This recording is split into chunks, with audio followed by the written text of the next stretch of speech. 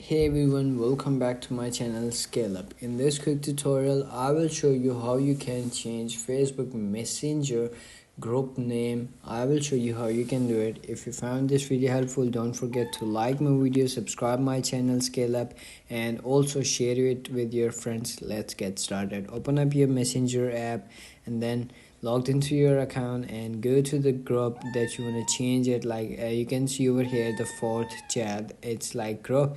So simply click on that group and then go to click on that like your group name, and then you will comes in this page, and you will see over here on the top beside your picture or like group name, you will see under that change name and image. Click on that blue option and you will see over here options. Over here you can simply upload the photo of your group, or as well click it on emoji or like add it on emoji. So above this you will see the group name. Simply click on that group and then change your group name that you want to add it.